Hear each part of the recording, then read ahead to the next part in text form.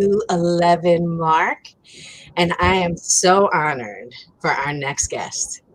Okay, this is Cassandra Freeman. Some of you know her as a Brooklyn-based film, television, and stage actress. Okay, she is a communications consultant who works closely with professionals like scientists and lawyers. She's also a teacher. She's taught at local universities, lectured at Vassar, New York Film Academy, Rutgers. She taught the art of collaboration, acting, and production. When she graduated from NYU, there were three pivotal moments in Cassie's career that her life just collided. Her father passed away, an engagement fell apart, and she booked her first film, Spike Lee's Inside Man. And from there that year, Lee was begged to make an appearance at the annual showcase for agents and managers. He never made it, but sent casting director Kim Coleman in his place. It was at that showcase that Coleman arranged an audition for Freeman for a film that would mark her big screen debut. After the two met, Freeman was asked to audition for Lee himself and improv with him, eventually landed her the role opposite Denzel Washington. So an amazing, amazing, amazing resume. But I know her because I got to be her postpartum doula in a sleepy town in upstate New York. Okay, and when I say what I do is energetic and spiritual, one of the things that Cassie found was finding a doula of color, a doula that was spiritual, a doula that would align with her choices. And her choice was a home birth at first. That had to shift a little bit, but she didn't want a birth doula, but she knew she needed a postpartum doula. They saw I was a reverend. They asked me to marry them a week before Hudson came.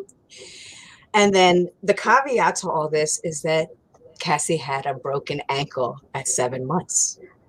So not only was the last 3 months of her birth a challenge, then she had to rehabilitate, get back to work.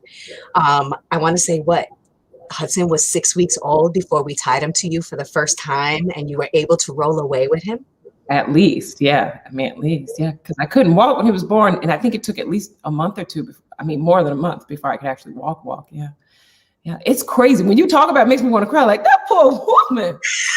And we were trying to get me rehabilitated so I could go. I had a TV show called The Enemy Within that I was cast in, and so I was also, trying to make sure I got to keep my job and get back on the show. So I was in the first episode, the second episode, and they were like, "You sure you can come back on the third?" I'm like, "That's my focus. We're gonna get it. We're gonna get to that third episode." And just think, he was born in June, and I couldn't walk without like a limp until September.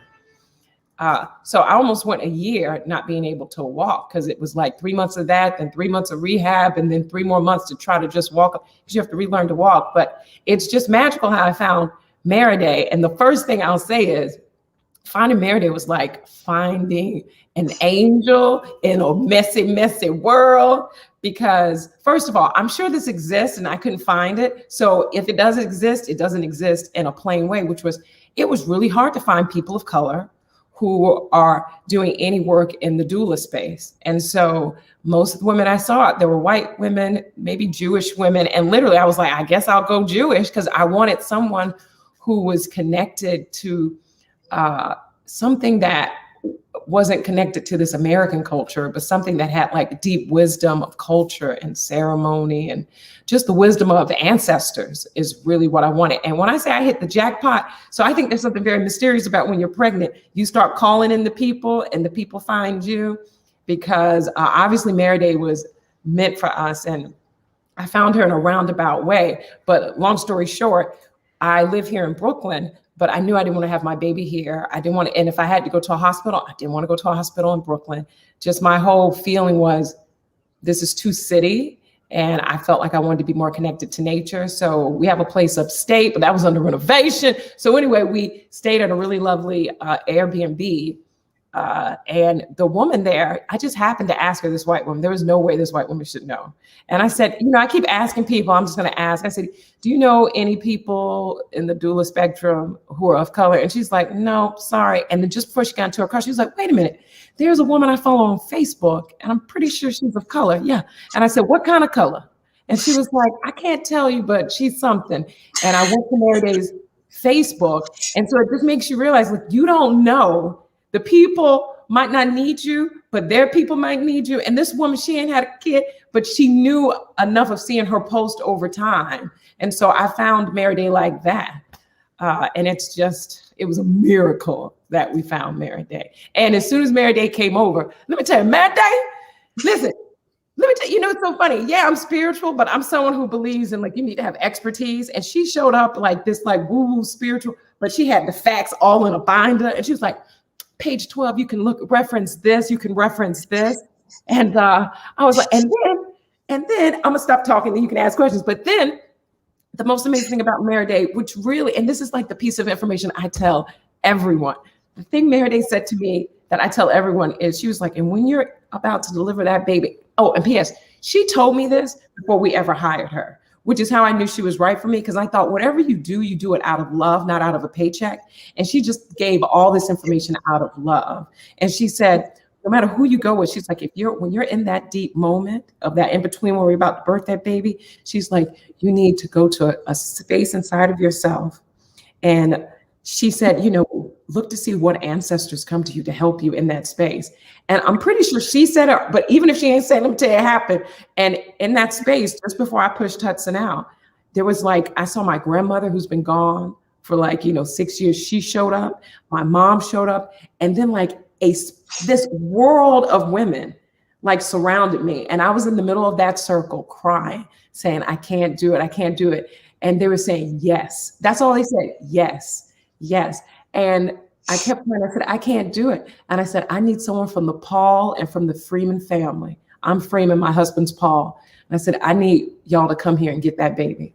And as soon as I said that internally, he flew out. He flew out. And I had the easiest pregnancy for a first time delivery. I mean, it took 6 pushes and I didn't scream and I didn't make any noises. It was just like this whole spiritual thing for this baby to come forth.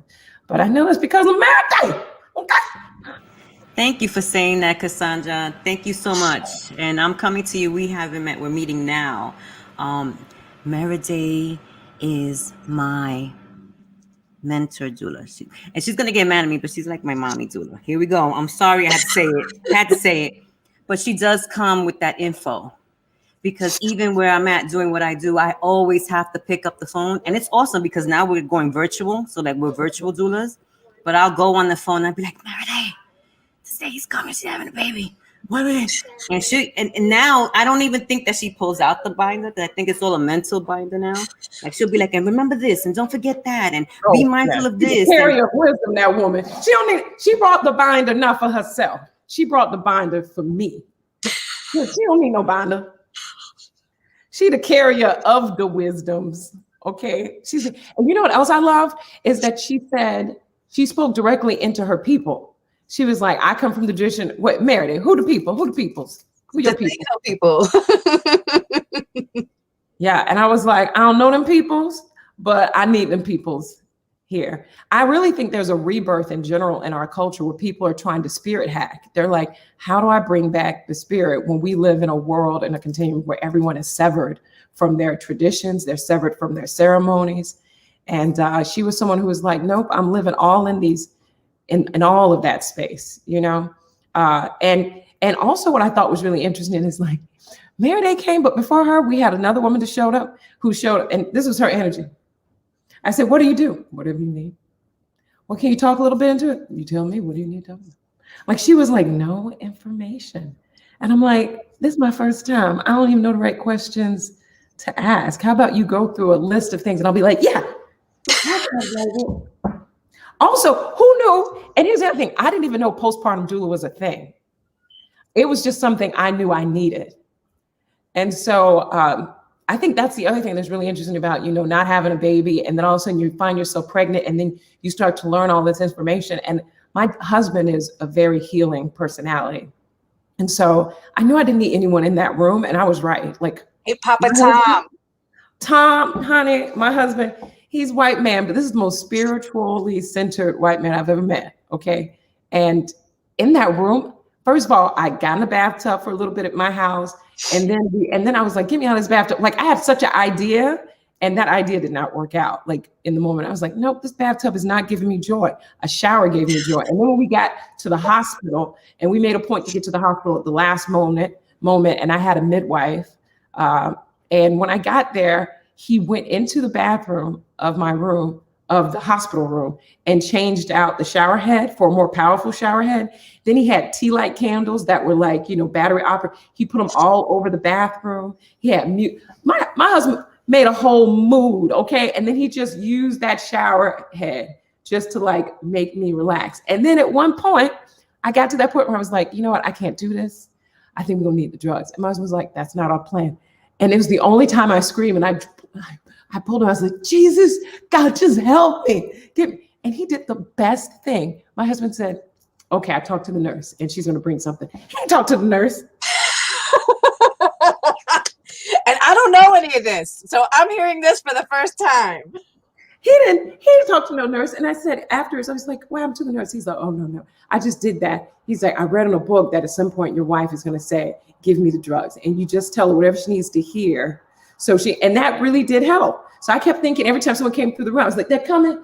No. And then finally I was like, get me out of this bed. I'll just go to the bathroom and birth this, whatever it took to get that baby out. And finally I just got on the birthing stool. But I did all the hypnobirthing. I did all the woo-woo things, as many woo-woo things as possible. And people who are in the creative space, I think it's so much easier for them to bring in the spirits and like the visualization, because that's the space we live in. Anyway. You're giving a testimony to a lot of things here, Cassandra. You're giving a testimony to a lot of things. And what I'm hearing is, you asked spirit, you asked your ancestors, and they didn't give you a doula. They gave you a full spectrum, holistic, ritualistic doula. That's exactly. Ritualistic being the key word. I didn't even know that was a thing. First of all, why is there not a depot online? Did I not say this? Okay, there's so many things. That's what I was trying to say at the top. That I was shocked there wasn't a website that just sponsored all. You can't find us. You got to call us in through spirit. When you call us in through, see, it's a spirit telephone. It's a spirit telephone. You call it in through spirit, and then spirit goes through the stars, and it zaps. I need to introduce y'all to somebody in the tech space, because it should be doula of color in New York. Because literally the only people I kept seeing when I typed that in was Mary Day and another woman who's actually doing this panel. What is her name? It's gonna come to me. Another woman. She came, and she was the first person I reached out to, actually. And I think, Mary Day, you know this one. She's Namid's, my nanny's good friend as well. Oh, who? Yes. She was on our summit before, though. Great, yep. Got it. The last one. And I just want to let you know your testimony too. You're giving. It's like you're testifying too to you, like your husband. Your husband naturally is your advocate, and he naturally saw that and naturally gave you what you needed. Like, yeah, babe, I'll call somebody for you. And he was so well informed. No, go ahead. So there's also the part about that this was intended as a home birth first, but then there was information that was received. And upon information, you had to have a pep talk of sorts. Well, it's weird because, I wanted to do a home birth. I wanted to do a bath home birth and all that. And then they found out I had a fibroid as big as a grapefruit. And so at first they were worried that that fibroid would compete with Hudson. It might even suck away energy from Hudson. But spiritually, I never felt that was going to happen. And also, I was shocked to even hear I had a fibroid. And when I found that, I was like, what? That doesn't even sound like me. She's like, yeah, it looks like you should be in lots of pain. I was like, never been in pain. I'm like, I hardly get cramps for my period. So wherever it's living, it's not living in a place that's taking away energy. So anyway, there was no midwife who wanted to take me on and do a home birth with a fibroid that big. And that's probably, that's smart. So that's what, so the woman we found is a woman up in the Kingston area, I think. And she was like, no, it's true. We can't do it at home, but there's a hospital here and it's Kingston. And she's like, truthfully, guys, she's like, it'll be just like you're at home. She's like, no doctor will come in there unless I say. You'll have one nurse, but she's not a part of that life. She's like your husband. She's like, you can still keep everything. And you know what? It was the best thing because who knew Kingston has maybe, she said, 2 births a week during that time. So we had everything at our disposal. And if I wanted a home, if I still wanted to be in a bath, they had like a bathtub there for birthing. Yeah. But what's crazy too about, because Mary Day was so helpful for those first few weeks, we kept you on forever, like for 6 months. It was like postpartum into, first of all, postpartum lasts for 2 or 3 years anyway, let's be honest. But she stayed until my nanny showed up. And if I had to give any recommendation, it would be, it was the smartest, best thing that Mary Day also got to meet my nanny. And so she got to teach my nanny everything, like what were the traditions in the house? How do I like things? And because I was in that in-between space, I really didn't even realize that's what was happening, but it was like a seamless, carryover. And so if you have a postpartum doula, they should be meeting your nanny, or they have to meet your mom. Whoever's there first, they always has to have a transition so people are taken care of. And the main reason I knew I needed someone is that that's too much to just put on my husband to take care of me, especially with the broken ankle. But really, I wanted someone to be like create a sacred space. So that way, I just think the society we live in, it's like, oh, having a baby is like squeezing out a pimple. It's like, no, someone should be like, hey, just so you know, you might be feeling like this. That's normal. Like Meredith would always check in and be like, she would just talk into things. And sometimes I would have such rage inside of me. And Meredith probably didn't even know. I had all these emotions going on. And I'd be like, why? She said, nothing's wrong with me. Everything's fine. And after an hour, I was like, oh, I'm so happy she said that was normal. Because things don't feel normal. No, it's like you don't even know yourself in that space. And to have also Meredith, last thing, I'm gonna shut up. Meredith too. It's like there's something, that space is like you need someone so powerful and yet who's almost invisible. Like she would just come in with like such a light touch and just come in and be like, there's just she would try her best to keep me fed with all the different nutrients. Like she brought nutrients, vitamin knowledge, herb knowledge, even aromatherapy knowledge, like just all the things that you don't even know. That's what a doula or a postpartum doula should be doing. Truthfully, I don't think they all do that anyway. I think that's just the world of Meredith. Well, it's funny that you say that because I think that one of the funny things is once you finally got on your feet and you wanted to make the bed and I had left you all the essential oils and you're like, it's not the same. It's not. And then I told you, I was like, Cassie, I swear, all I do is I do it in a cross on the bed. Oh, that's right. I remember that. And look, to this day, I've given up on that. That's what I'm saying. She would do things with the lightest touch, but it would be so powerful. And she's just talking about, she'd put some aromatherapy on my pillow and I'd go to bed at night and be like, what is this right here? I don't know. I would do it. It'd be so heavy handed. My husband, so heavy. Meredith, just like the lightest touch. And also Meredith's food. This is the other thing I keep telling women too. It's so funny. They have a baby and then they want to eat a sandwich. And I'm like, you need like broths, you need like the soups, you need the things of sustenance. And so I make this like chicken coconut thing, but everything Mary Day made were things to like, bring warmth back into the womb, to bring back all that stuff. But I didn't know that. But I did know before I met her, I had that book. Remember that book I showed you? It was like a book of The First 40 Days. Was it Korean or The something? First 40 Days. It's based on Korean postpartum tradition. Yeah, and I love that book because it was full of like, you need bone marrow, you need leafy greens. And I was like, we don't have to follow this. But at the beginning of the book, she goes around the world and talks about a lot of different cultures. And that's how I was like, this is the book we should do. So that's what we did. 40 days, I didn't leave the house. Not like I could, but. I love this conversation. I love this conversation because I have known Meredith how many years now? 13?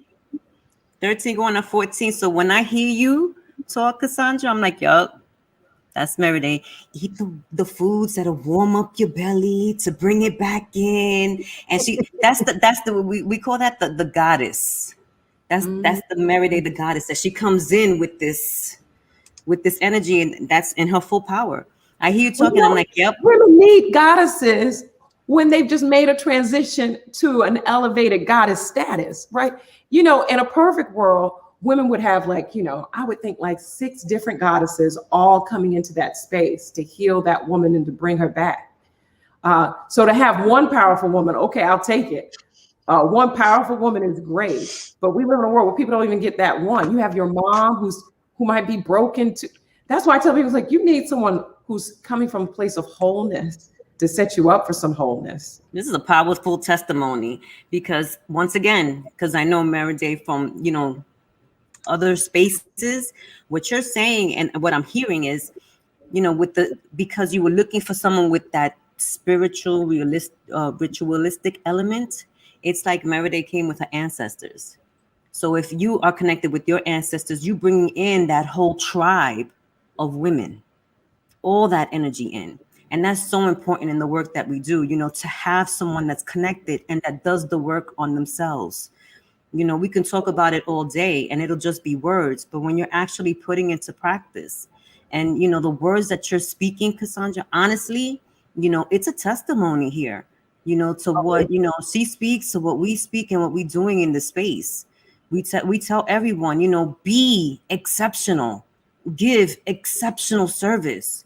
You know, yo soy dominicana, yo vengo de sangre dominicana, and we believe so much in la cuarentena and giving cariño to the woman that just gave birth. And mind you, that's just talking about when she gave birth.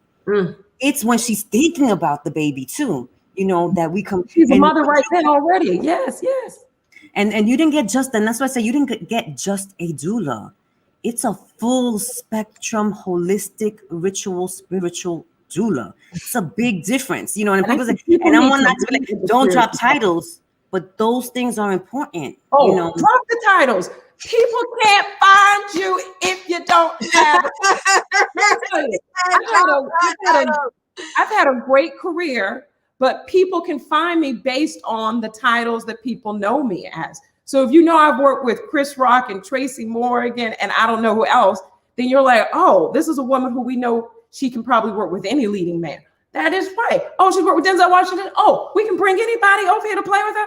You better lead with the goddamn titles. How else are we going to find you? And that spiritual thing was so hard to find, which is why I say the other woman who came, she looked at being a postpartum doula as just someone who is of service. But I'm like, what do you mean? It's like much bigger than that. So that's why when she was just like nothing but the facts, like, what do you do? Whatever you need me to do. I'm like, are you a housekeeper?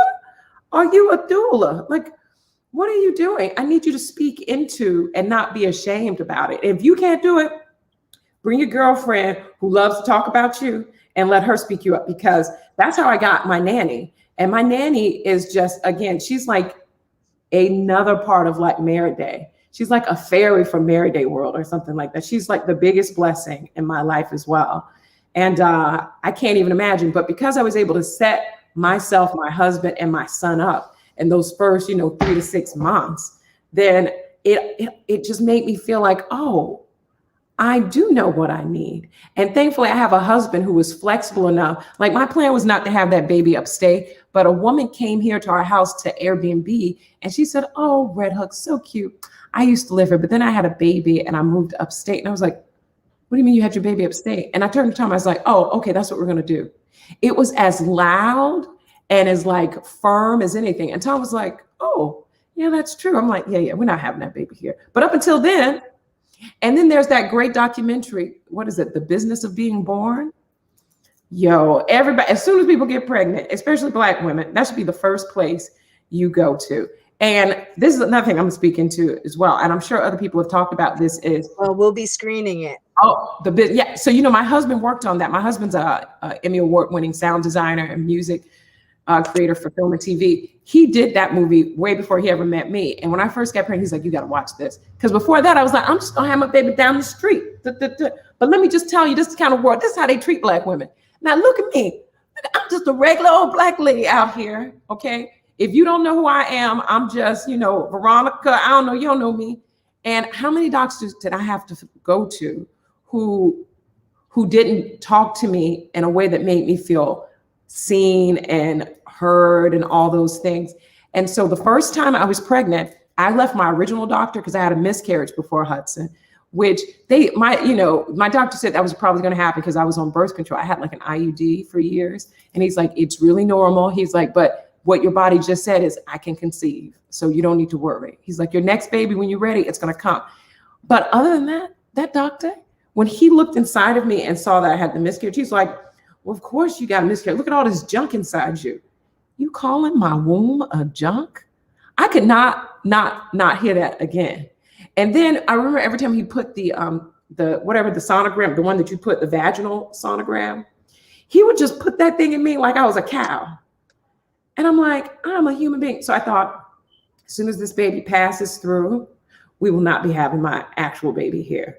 And so that was good information for me. So then the next doctor I went to when I was pregnant with Hudson, I wanted to get it confirmed. So I saw one doctor, and this doctor was like, the nurse was like, yep, you're pregnant. Oh, no wonder it's been so hard for you. Look at all these fibroids again. So I've had a gynecologist for how many years? No one ever told me I had fibroid. I had a fibroid history. I didn't know any of this ish.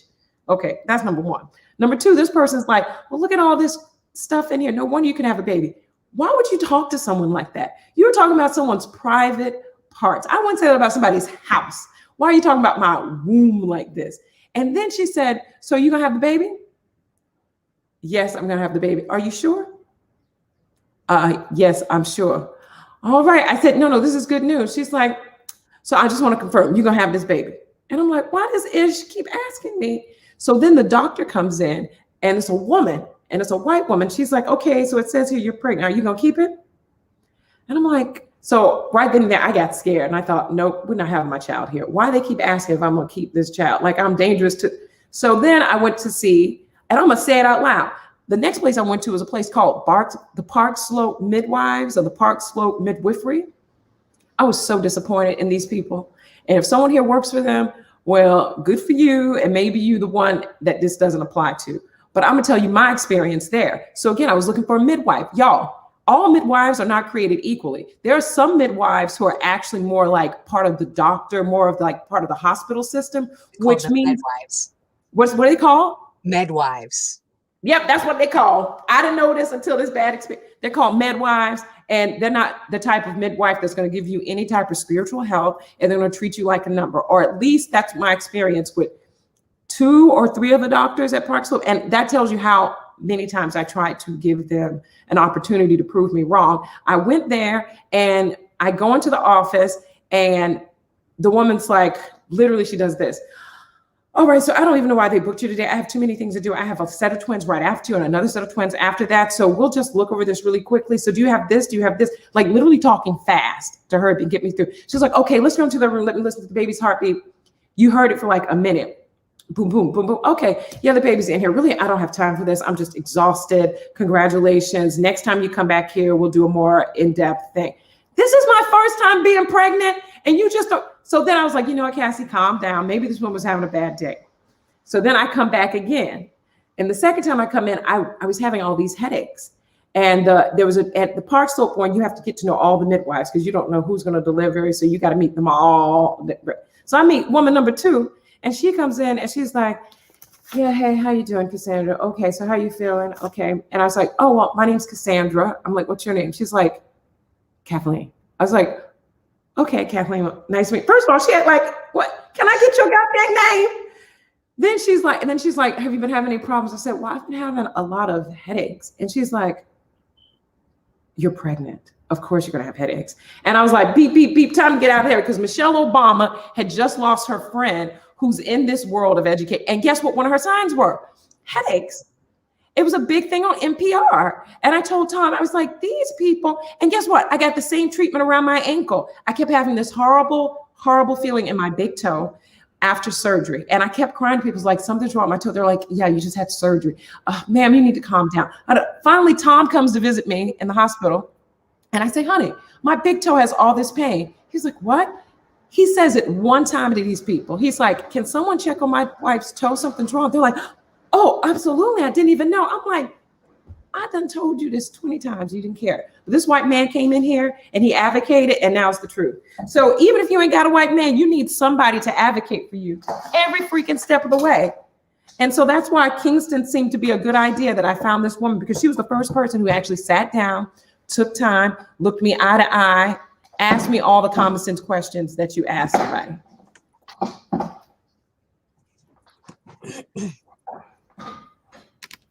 And listen, Wow. I don't know if it's about black and white, but if it's not about black and white, and I do think it's a big part of that, because people perceive black women as being so strong. Actually, in the marketing world, if you use a black woman's face, it means strength. So obviously it's implanted in people that we must have some type of strength and so we can't feel things. I know one part of it is that, but the other part is that you're working people in the medical system who are just so overtired.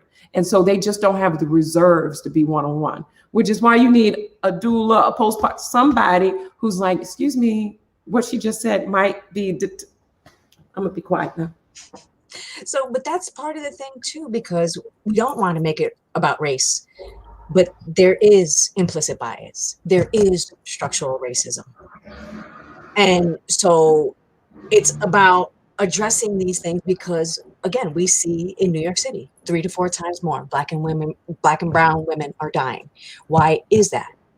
So until we address that, and it's exactly what you're talking about, you know, we're strong, don't feel pain, whatever it might be, you know, that's outdated information. And improper. It's outdated and incorrect. Wouldn't it be funny that we need to put that book, Medical Apartheid, in everybody's hands. We need to put that book, Medical Apartheid, in everybody's hands, because the tools that they're using today were based on the women that they used it, the black, brown, yellow, and red women that they used it on with no anesthesia. And some of those things are still in practice today. You know, and I hear you, and you say, you know, what women out there need. This is the support team that women need. They need someone on the inside, and they need someone to watch their back. But then on top of that, on the flip side, they need to do their homework, because it sounds like you were doing your homework. You know, I need to know where I'm going. And if I meet you, I give you a mini interview. I see how you vibe. Oh, you ain't vibing right? I'm not going to settle and deal with you. I'm going to keep looking. I'm going to keep looking until I feel well about what I'm going to go do. It's also a two-way street. There's so much information out here about black and brown women dying that I was like, I'm not going to die having this baby. And so if there was ever a time to listen to your intuition, it's like, if these people ain't got time for me now. And you know, when I gave birth to Hudson, I think I gave birth to that fibroid. I really think that's what happened, because they were all worried. My doctor was worried about XYZ happening. And after I gave birth to Hudson, then, you know, in their minds, there was like a hemorrhaging, some type of hemorrhaging that happened. And she had to do this whole thing. But this white lady who was my midwife screamed at the nurses in the room, because she's like, didn't I say this was going to happen? Why is nothing set up? And she told everyone, listen, these are the things we need to look out for. So let's have on deck XYZ. And none of those things were up on deck. So for a moment, the room like got into panic. And I wasn't panicked, because I knew everything was going to be fine, even though my body was going through something in that moment. But I'm like, people, what? I mean, we're dealing with human beings, but woof.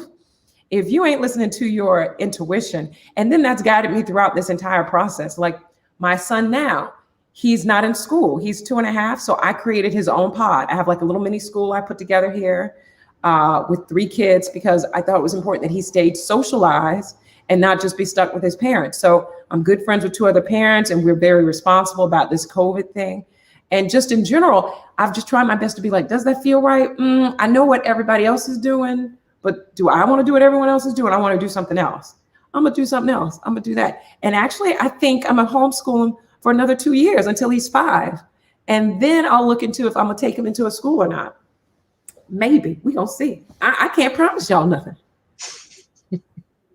I like when you said that the midwife had to scream. It's like, hey, because that's the type of advocacy we need to give to other people. You know, sometimes we have to be their voice if they give us the power to. Because, you know, the birthing person has to give us the power to do that. You know, and then on top of that, once you receive the power and information of what, you know, what you wanted, it's easier for us to be like, hey, did you not hear? Or, hey, we have to amplify the birthing person's wishes and words. Thank you for bringing that up, Cassandra. I appreciate that. Yeah, and who else knows what she's going through other than that woman? I just never understand. Also, I think it's crazy too that so the reason why Mary amazingly was our pastor, our reverend to marry Tom and I, and that just happened on accident because Tom and I we had planned to get married in September, and Hudson was doing. It didn't happen by accident, girl. It's spirit. It's all spirit. Let me tell you what the plan was, and then what the spirit. And let me tell you, all of this was spirit led. I totally believe that. Like even my foot being broken. Let me tell you why my foot got broken. I know why I got broken. I was cast on this TV show, and it was an FBI series, and I was supposed to play like this woman who's dealing with bombs and all. Very violent show.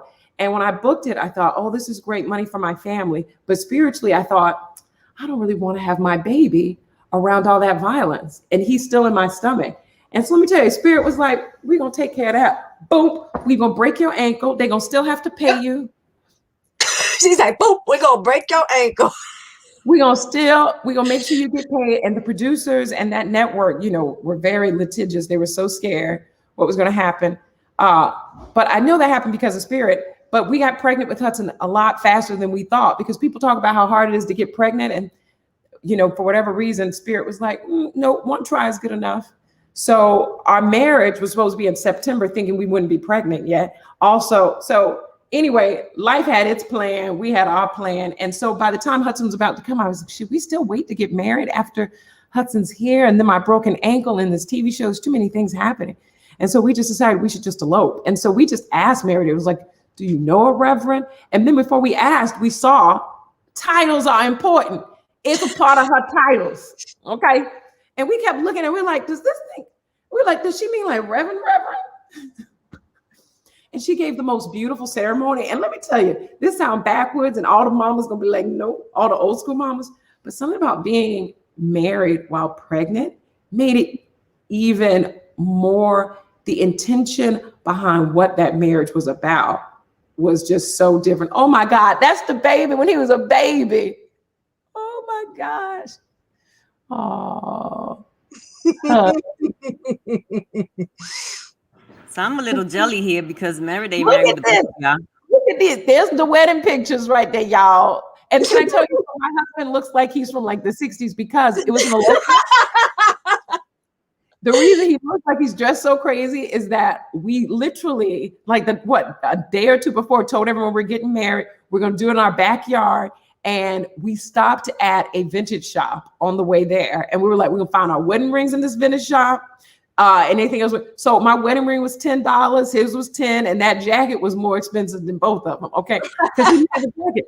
So he found that blue jacket. And I was like, let's do it. And my wedding ring was like this big blue plastic like gumball ring. Okay. And then our friend. I got engaged with a ring pop. I got engaged with a ring pop. And you know what? Everybody should get married like this. And my friends, we didn't even ask them. They brought flowers. They brought cake. They brought champagne. So we had it fully catered for free. The presents were that. Oh. I took lots of photos. It was so good to see Mary Day. Oh, I remember those pictures. We have one of those in framed. Oh. Looking at this make me want to get pregnant again. Nope. Calm down. Calm down. Oh, look at Meredith. Oh, Meredith, we need that picture of you and him. Okay. You gotta frame that one. Yeah. Oh. It's so crazy, them boobs, y'all. Oh, look at that. And he is a smiling baby. And this is the happiest baby you ever want. Oh. He is just happy. That is the best picture. Okay, you gotta send that. I will. No. Every time Mary Day sends me someone when they want to be like, hi, can you tell me about Mary Day? I'm like, sit down. I can't wait to tell you about Mary Day. So no. This has been so, I feel every time I talk about Mary Day and that whole experience, I think all moms, it feels therapeutic to reflect back on it and to think back on it. And the other thing that I reflect back on in that time was, every time people wanted to tell me their birth story, I was like, oh, people would be like, oh, can I tell you and I say, stop. You can tell me your birth story if it's extremely good. If it's anything other than that, I don't want to hear it. And people are like, no, but it's something you should look out for. I was like, no, no, I don't want to hear it, because I'm priming myself for what the experience I want to have. And I think that really helped me, because you're so easily hypnotized by people love luxuriating in like the painful story of their birth. And I did not want any parts of that. I share my story all the time because my story is so good. Nothing bad happened. He flew out in 6 pushes. I got to squat that baby out. Cassandra, I wanted to ask you something because we're almost up with the hour, but I wanted to ask you something. Simple yes or no. Did you feel like you were informed by Meriday? Did you feel like you were informed? But wait, that's a big question. Informed about what? Meriday? About the birth? Do you feel like, were you informed? Did she inform you? Did she give you information? Of course, yeah. Of course, she came with that book. Number 2, did you feel supported? Yes, of course. Cared for? Oh yeah, before and after. And did you feel that you were seen, heard, and respected? Yeah. You know what? More than that, Meriday saw who I hoped to be. And so she spoke into that person. Meriday kept saying, Cassie, I love working with women who, they're self-driven, they're self-directed. She kept saying that. And I was like, oh, thank you. I guess I am self-directed. Like everything she would talk into my higher self, because I didn't really feel like that. But looking back, I'm like, that's true. It was self-directed, huh? I created this experience. Very. So it's something about talking to who the woman can be versus who she is in the moment. Because some people talk to you, it's like, oh. And I was like, don't do that. Don't do that. And instead she was like, listen, this is who you are. You're going to cling. She's like a goddess talking to another goddess. And I'm like, am I a goddess? I don't know.